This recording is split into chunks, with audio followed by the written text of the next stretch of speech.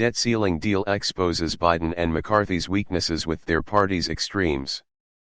President Joe Biden and House Speaker Kevin McCarthy convinced themselves of a compromise deal to slow federal spending and replenish the near-empty treasury with borrowed cash. Now they have the even harder task of trying to convince everyone else to swallow what one Republican, Representative Chip Roy of Texas, described as a turd sandwich. Subscribe our YouTube channel and click our bell icon for new videos. Texas, described as a turd sandwich. Frustrated hardline Republican spending hawks like Roy believe McCarthy secretly agreed to give them the power to stop any legislation they don't like from getting a vote on the House floor. McCarthy's allies have a different recollection.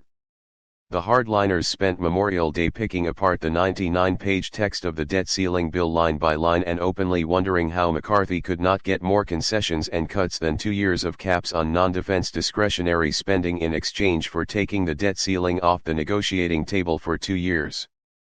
Read, debt limit bill text.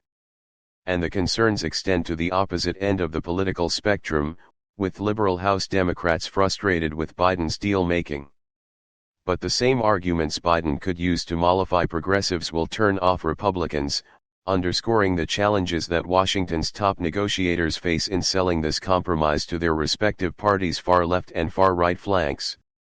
First test on Tuesday. The bill faces a gauntlet of votes starting Tuesday. Subscribe our YouTube channel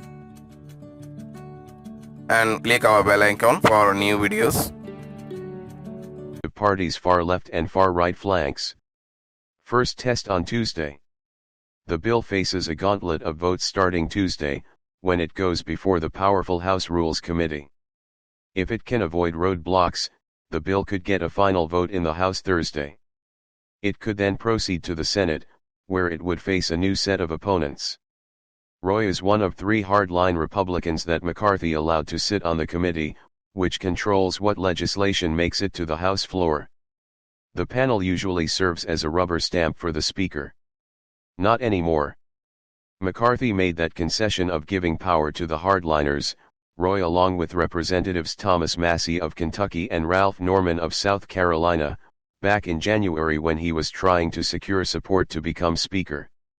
Roy and Norman, both members of the House Freedom Caucus, have both publicly dismissed the debt deal, but Massie has not offered a public opinion.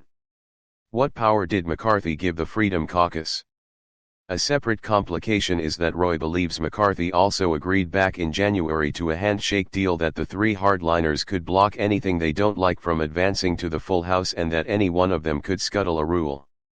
A reminder that during Speaker negotiations to build the coalition that it was explicit both that nothing would pass Rules Committee without at least 7 GOP votes, and that the committee would not allow reporting out rules without unanimous Republican votes, Roy tweeted. The second part of Roy's assertion, that any single Republican could block legislation in the Rules Committee, came as a surprise to some Republicans and was denied by senior GOP sources, according to 24newsread.blogspot.com's Capitol Hill team. If McCarthy's allies on the panel violate the terms of his perceived agreement with the hardliners and send the debt bill to the full House, it could potentially incite a revolt among Freedom Caucus members and jeopardize his tenuous hold on the Speaker's gavel. Remember another concession McCarthy made to secure the gavel in January: any single member could bring a vote to oust the Speaker. Much depends on whether Massie will support the debt deal or join Roy and Norman in trashing it.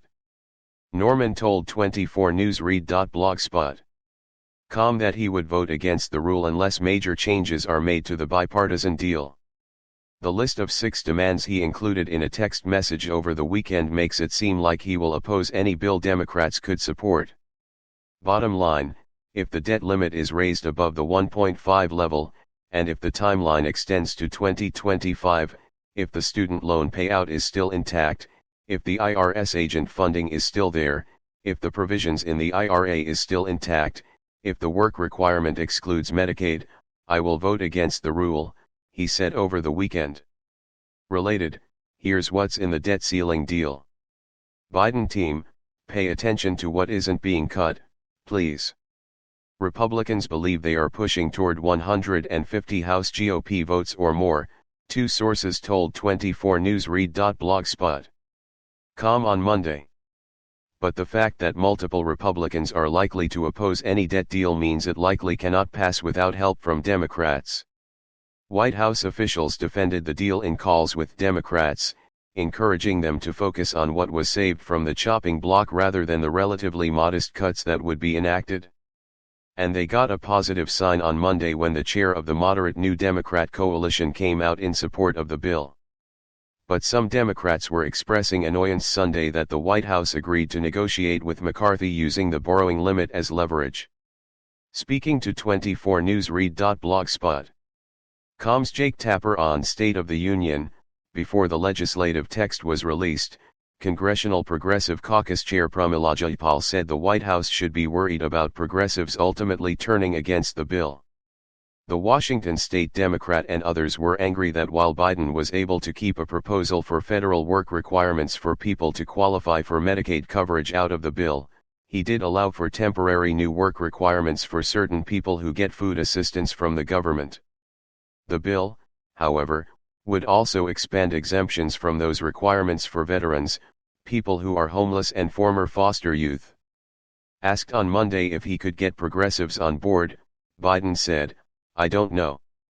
I have a good relationship with Jayapal. I haven't had a chance to speak with her yet," he added, speaking from the White House before departing for Delaware. "There's not much time for debating individual points. For an idea of how short the U.S. government currently is, consider that there are multiple billionaires who currently have more cash than the U.S. Treasury. With payments coming due in early June, the latest projected X-date, when the U.S. would not be able to meet all of its obligations, is June 5. On Monday if he could get progressives on board, Biden said, "I don't know. I have a good relationship with Jayapal. I haven't had a chance to speak with her yet," he added, speaking from the White House before departing for Delaware. "There's not much time for debating individual points. For an idea of how short the U.S. government currently is, consider that there are multiple billionaires who currently have more cash than the U.S. Treasury. With payments coming due in early June, the latest projected X-date, when the U.S. would not be able to meet all of its obligations, is June 5. Would not be able to meet all of its obligations, is June 5. Subscribe our YouTube channel and click our bell icon for new videos.